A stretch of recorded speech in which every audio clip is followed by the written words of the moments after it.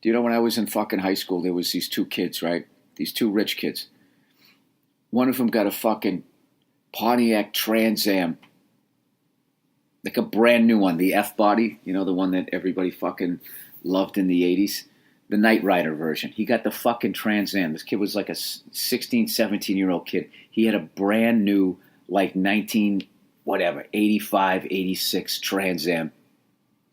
So the other rich kid's parents, they're like competing, bought this other kid a fucking 1985 or 1986 IROC Z. I mean, they were pulling up to the school. Their car was worth twice what their teacher's car was worth.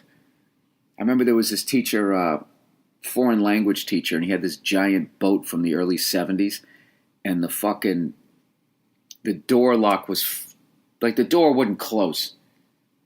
And to this day, there's no excuse for this guy not just getting the fucking door fixed. He fucking tied like a 1/4-inch rope around like the handle of the door and then like 15 times around his headrest. And he'd have to get out the fucking passenger's side. And one of the great things about getting old is you stop giving a fuck about what people think about you. But for the most part, that's a great thing. But in that instance, that was not a good thing. That was not a good thing for people to see, because being a teacher is a tremendous profession. But you can't show up in a piss yellow fucking boat that you got the fucking door tied to the headrest. I mean, as much as you love something, you want to be able to support a fucking family. I always thought, looking back years later, that there might have been a half dozen people that were considering being a teacher, myself one of them. And once you saw that, you're like, yeah, you know what? I don't think I want to do that.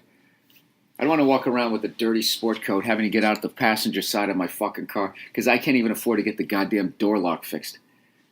You drove like 3 of the 4 years I was in high school. This guy would pull up in that fucking car.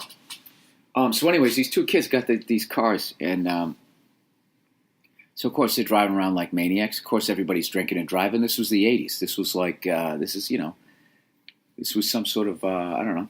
It was an activity that was done.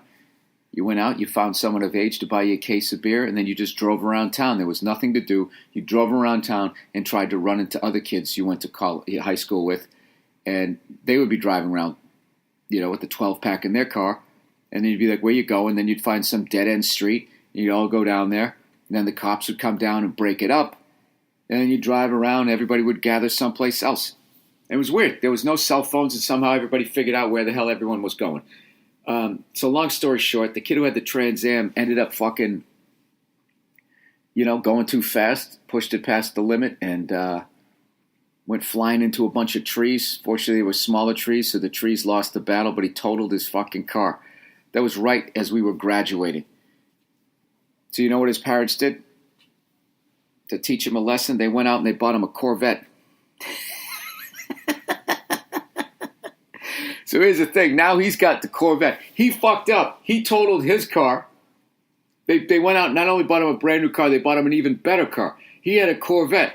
So now the other kid who didn't fuck up his car is now looking at his IROC like it's a piece of shit. So within 3 months, he then had a Corvette. And beyond, so he could one-up the other kid, he had a custom interior. He had like all this wood put on the inside of it because the 80s Corvettes, the interior was unbelievably plain. And that was the last I ever saw of either one of them, because then I graduated. Except for the kid who got the custom Corvette. I ran into him in a bar about 2 years ago. And he was hammered and proceeded to say some of the most racist shit I've ever heard in my life. And I just sort of slowly backed away like, all right, buddy, see you in another 30 years. Anyways,